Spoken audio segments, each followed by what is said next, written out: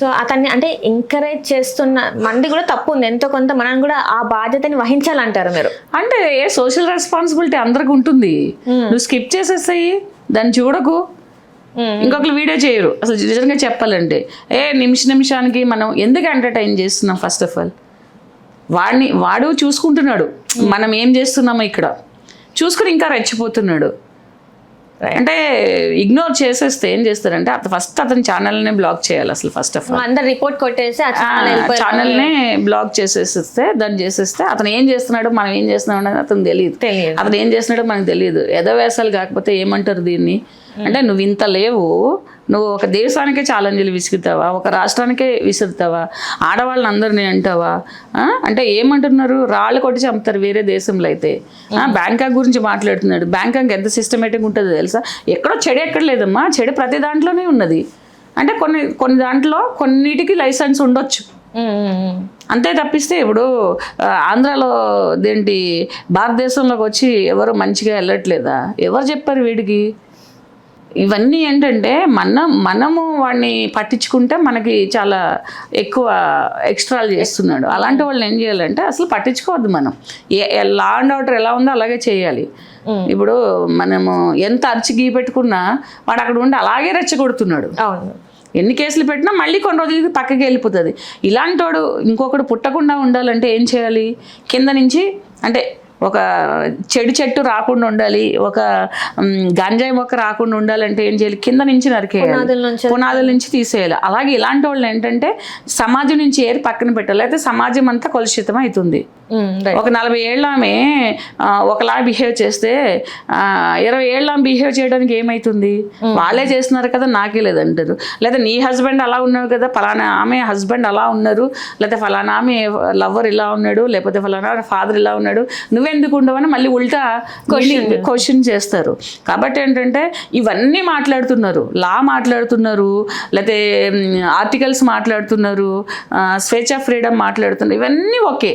నేనేం అడుగుతానంటే మీ personal ethics ఏమవుతాయి? మీరు పర్సనల్గా పాటించవలసిన మీ సామాజికమైన విలువలు ఏవి, సమాజంలో ఉండవలసిన విలువలు ఏవి? స్వేచ్ఛ ఇచ్చారనేసేసి నువ్వు అర్ధరాత్రి 2 పీసెస్ వేసుకుని రోడ్డు మీద కూర్చో.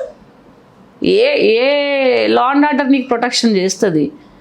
ఎవరు నిన్ను అందరూ ఏ అమ్మాయినైనా ఏ ఆడదాన్నైనా నీకు ఇవాళ చనిపోయిన శవానికే లేదు రక్షణ లేదు. ఇప్పుడు ఫారిన్ కంట్రీస్ అంటారు. హ్యూమన్ ట్రాఫికింగ్ గురించి ఎంత సిస్టమేటిక్గా ఉంటారో తెలుసా అక్కడ? మరి ఎందుకు వాళ్ళు వదిలేయరు?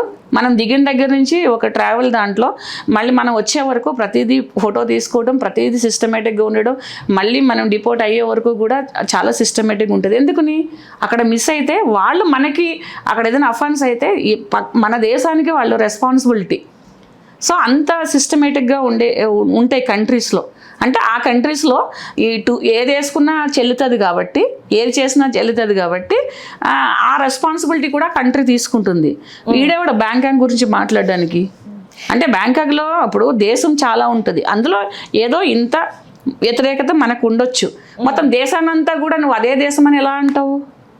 అలాగే ఎవరో ఒకరు ఇది చేయొచ్చు ఒక అమ్మాయిని, లేకపోతే ఎవరో ఒకరు కులం గురించి మాట్లాడవచ్చు, ఎవరో మతం గురించి ఎంటైర్ దేశాన్ని ఎలా అంటావు? రైట్. ఇప్పుడు కూడా చూసుకున్నట్టయితే మ్యామ్, ఈ దేవుళ్ళ గురించి చాలామంది మాట్లాడుతున్నారు. అసలు దేవుళ్ళ గురించి ఇంతలా మాట్లాడడం కరెక్టే అంటారా? ఇంకొకటి ఏంటంటే మనిషికి టైం ఎక్కువైపోయింది. అంటే ఈజీ ఎర్నింగ్స్ ఎక్కువైపోయినాయి. ఇప్పుడు ఒక 1000 రూపాయలు సంపాదించాలంటే రోజంతా కష్టపడాలి. ఒక మేడు 1500 కోసం నెలంతా రోజు 1 గంట 2 గంటలు వచ్చి పనిచేస్తుంది. వీళ్ళు సగం ఇప్పుకుని సగం చూపించుకుంటా, అంటే చూపించుకుంటా అంటే వాళ్ళ యొక్క ఆహార్యాన్ని అట్రాక్ట్ చేసుకుంటూ బూతులు మాట్లాడుకుంటూ ఇలా అట్రాక్ట్ చేసే వాళ్ళు కొంతున్నారు. అంటే వాళ్ళేంటి, కష్టపడకుండా మేకప్ వేసుకుని కూర్చుని ఇన్స్టాలో ఫొటోస్ పెడితే సంపాదించాలని కొంతమంది ఉన్నారు. కొంతమంది ఎలా ఆలోచిస్తారంటే ఎలాగ మనము వైరల్ అవ్వాలి అంటే వైరస్ లాంటి వాళ్ళు వీళ్ళందరూ సమాజానికి. నిజం చెప్పాలంటే ఒక దేవుడి గురించి, ఒక వ్యక్తిగత విషయాల గురించి, నిజంగానే ఒక బట్టలు నేను ఇలా వేసుకుంటాను, లేకపోతే ఇలా ఒక సమాజం గురించి ఒక రాష్ట్రం గురించి, ఒక దేశం గురించి మాట్లాడడం అంటే వీళ్ళకి ఏంటి పని పాట లేక మన నలుగురు నోట్లో నానాలి, పలానా వ్యక్తి అంటే ఎవరో 10 మందికి తెలియాలంటే మనం ఏదో ఏంటి కాంట్రవర్సల్ టాపిక్ మాట్లాడాలని చెప్పి. ఇప్పుడు ఆవిడెవరో మాట్లాడతారు ఏమని, ఆఫ్ఘనిస్తాన్ నుంచి ఎవరు చూశారు, ఎవరి నమ్మకం వాళ్ళది కదా. ఇప్పుడు అసలు దేవుడే మనలో ఉన్నాడు, మన ఆత్మే దేవుడు అనే కొలిచేవాళ్ళు కొంతమంది ఉంటారు. ప్రతి చెట్టుని కూడా కనిపిస్తే నీళ్లు పోసి మొక్కేవాళ్ళు ఉంటారు. ఎవరిష్టం వాళ్ళది, ఎవరి వ్యక్తిగత నమ్మకం వాళ్ళది. ఆయన దేవుడు కాదు, ఈయన దేవుడు కాదు, ఈయన ఇలాంటి అని ఎవరికి ఇది ఏంటంటే సమాజంలో విద్వేషాలను రెచ్చగొట్టి టీవీల ముందు గంటలు కూర్చుని మాట్లాడితే పలానా వ్యక్తి అనేసి ఒక రికగ్నైజేషన్ కోసం మాట్లాడే అదే చెప్తున్నాను కదా. కొన్ని వీళ్ళకు కొంతమందికి ఏంటంటే పనులు ఉండవు, తర్వాత ఏంటంటే అలాంటి నువ్వెందుకు వచ్చి మాట్లాడావు అని అంటారు. నాది సోషల్ రెస్పాన్సిబిలిటీ. నేను చెప్తే ఒకలైనా మారాలనే నా ఉద్దేశం, నేను చెప్తే ఒకలైనా బాగుపడాలని నా ఉద్దేశం.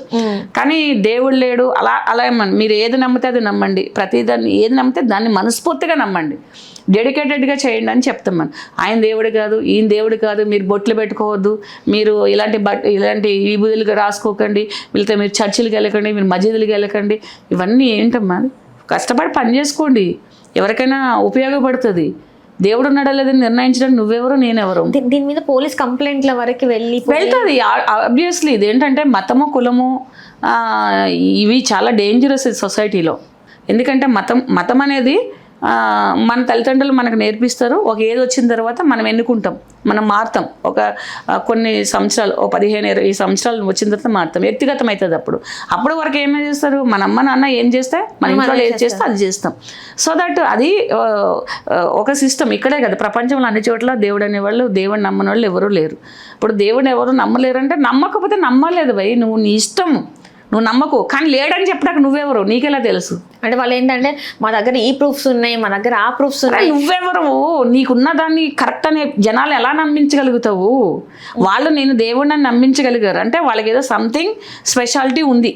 ఫర్ ఎగ్జాంపుల్ సాయిబాబా దేవుడు కాదంటున్నారు, కానీ ఆయన ఒక దేశంలో నేను దేవుడిని నమ్మించగలిగారు కదా. ఆయనకు ఒక శక్తి ఉన్నది, లేకపోతే ఆయనకు ఒక మంచి గుణం ఉన్నది, లేకపోతే ఆయనకి ఏదో పవర్స్ ఉన్నాయి. నీకేమున్నాయి దేవుడు లేడని చెప్పి నమ్మించడానికి? జనాలు నమ్మించు, దేవుడు లేడని నీకు అలా ఉంటే.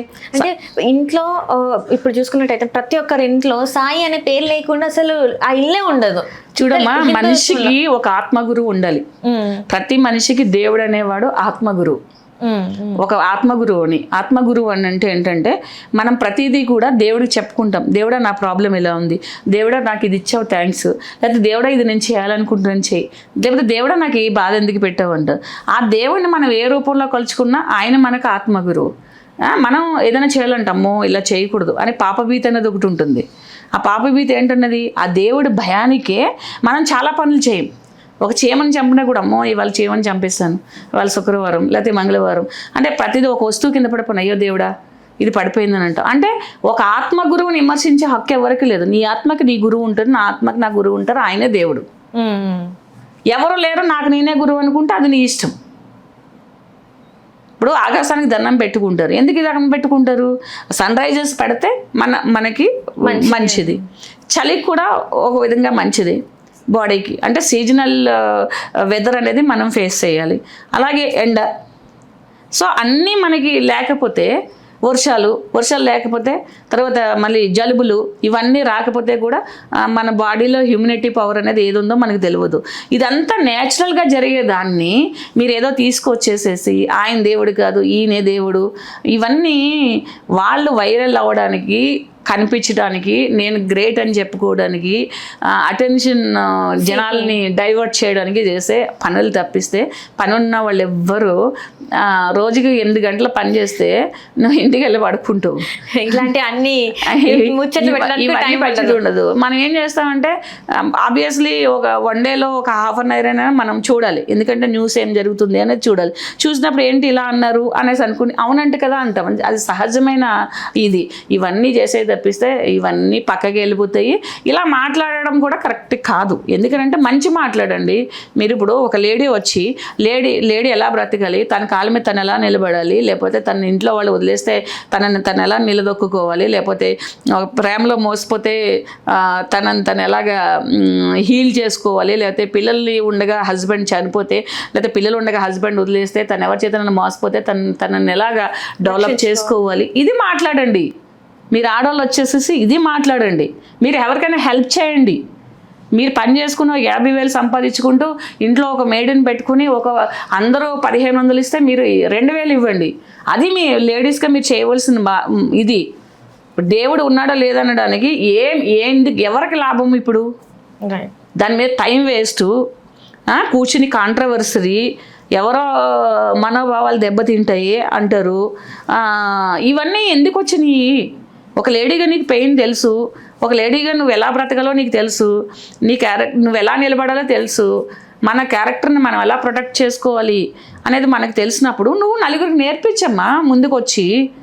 అంతే తప్పిస్తే దేవుడు లేడు, దెయ్యం లేదు, దెయ్యం ఉన్నది, భూతము, ఇవన్నీ గాలి ఇవన్నీ ఖాళీ ఉండి వాళ్ళు చేసే పనులు.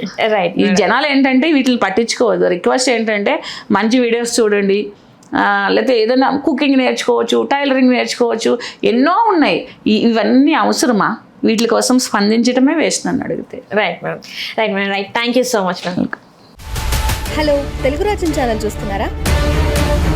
సామాజిక, రాజకీయ, జీవన చిత్రణే తెలుగు రాజ్యం.